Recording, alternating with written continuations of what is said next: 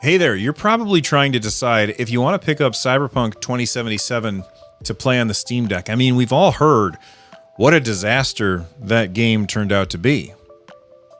Well, they just had an update, and is the update worth it? Let's talk about it. There's a phrase that gets kicked around the video game industry a lot. Most people attribute it to Shigeru Miyamoto, the creator of Mario and Zelda and all that stuff. And the phrase goes like this, and I'm paraphrasing it. But essentially, it's a delayed game has the potential to be good, but a rushed game is forever bad. Now, that over time, that has become less and less true. We have many examples of games where they were rushed. They came out before they were ready. They were met with vitriol and anger because the game was not up to the quality standards that we were expecting. But then the developers closed all that stuff out. They put their head down, they worked their asses off, and they made their game. And they fixed their game. And they improved upon their game. And they won over the players. Well, it seems like we might have, maybe another redemption story on our hands with Cyberpunk 2077. This game was a disaster when it came out. If you had a PS4 or an Xbox One, then you had a horrible time playing that game. It was so bad. Not only was the frame rate low, but the textures were super blurry and just looked bad on the screen. It was so bad that one or both of those platform holders were offering refunds for your purchase. That's how bad the game was, that they started offering refunds for the game, saying basically, I'm sorry, man, we didn't, that's not our fault. Don't be mad at us.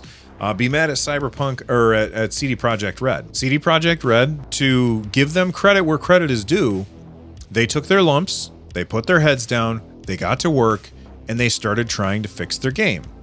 And this would have been a very different story if they had delayed the game again. This is why don't hype your game for 7 years, people. This is why you don't say anything until you're actually ready. And this is not the first time that I ran it on my Steam Deck. I had already owned it and I had tried it before, and it auto detected that it was playing on a Steam Deck, and it was awful. It was a slideshow. It was absolutely terrible. It was setting everything to like ultra, and I had to go in and mess with all the settings and try and find something that worked for me.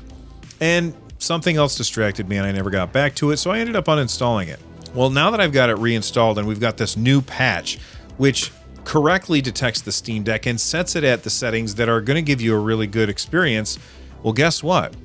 It gives you a really good experience. And this is the kind of thing that I want to see devs do for the Steam Deck. They found a specific profile for the Steam Deck that gave you a really good experience. And all I had to do was start up the game, auto-detected that it was running on a Steam Deck, and I got like 30 frames per second. Now, somebody might be a frames per second snob out there. I'm not that guy, but somebody might be. And they might be hearing me say 30 frames per second. I don't want that. This is a game that made the Xbox One and the PS4 cry. Okay? It made those systems cry, and it is running at a solid, locked 30 frames per second on the Steam Deck with a lot of things set to high, which is really interesting to me. Now, even though the settings might be at high instead of ultra or whatever, when you're playing on a 7-inch screen, it really doesn't matter. It just looks really good when you are actually playing the game. You don't really notice any imperfections because the screen's so small. Now, it's certainly not all puppy dogs and ice cream, though, because what you have to remember is that because it's such a small screen, I do have trouble targeting enemies. There is no reticle. Basically, they use the actual sights of the gun for you to aim, and if you're using a handgun and those sights are actual handgun sights, it makes it pretty hard to actually target the enemies as they're running around, especially if you're trying to get headshots and stuff like that. I feel like the controls are phenomenal. When you pull in that right stick and it activates the gyro, it really does improve your ability to hit those shots. I really do enjoy it. I just wish that there was a reticle to make it easier for me to hit the targets that I'm going after. I have been playing it on easy because I'm really there for the story. I want to find out what's going on there, and I don't want to have to keep doing the same stuff over and over if I do get killed. So there's that. Before we move on, could you do me a favor and click on that like button? It really does help out. And then if you could leave a comment, I want to know what are some other games that had bad launches but turned out to be actually awesome after some updates. I'm curious if there's any that I don't know about. I'm sure that there are. And if you can't think of any, just leave your favorite emoji, because more comments tells YouTube that this is a good video. All right, let's get back to it.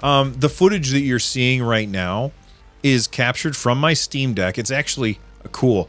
I was having trouble seeing what I was doing when I was playing the game. The camera was between me and the Steam Deck, so I was like, I wonder if there's another way for me to do this. And so what I ended up doing is I am actually streaming this footage from my Steam Deck to my PC so that I can record it using my recording software.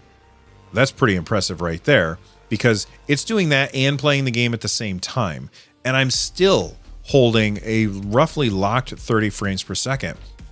In combat, it never really dips down. When I'm driving around the city, I've never really had any problems with the frame time. It is just rock solid. And now, instead of worrying about performance, I'm just kind of getting absorbed in the story. I started from scratch because I couldn't remember anything about the game, and I wanted to relearn how things are going. So I'm fairly early on. I think I'm in chapter 2 or maybe act 2, whatever it is that they call it. I'm in the second one, and I am really enjoying the story. The voice acting is phenomenal. I love the world building, and I love the way that the people look. It's just such a great world that I want to explore more of. This seems like the perfect kind of game for the Steam Deck.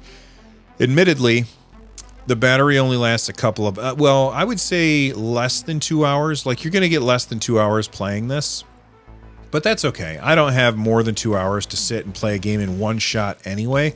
So what I've been doing is I sit down and I play for about an hour, and I just plug it in, and when I want to play later, I sit down and play again, and I pick up right where I left off.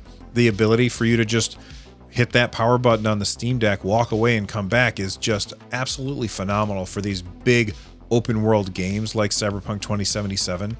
And everything about the game that I've experienced so far on the Steam Deck is just awesome.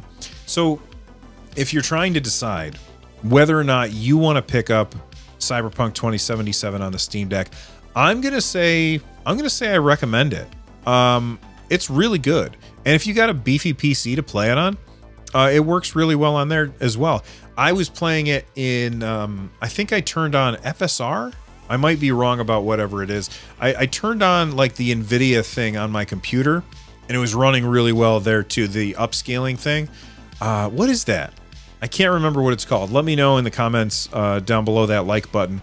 And anyway, thank you guys for hanging out with me. Listen, if you just got your Steam Deck and you want to know like what are some things that you should do before you do anything else, check out this video right here. And if you want to learn how to master the controls of the Steam Deck, because you can do a lot of really cool things with those controls, then check out this video down here. For the Nerd Nest, I'm Bill. Stay awesome, everybody.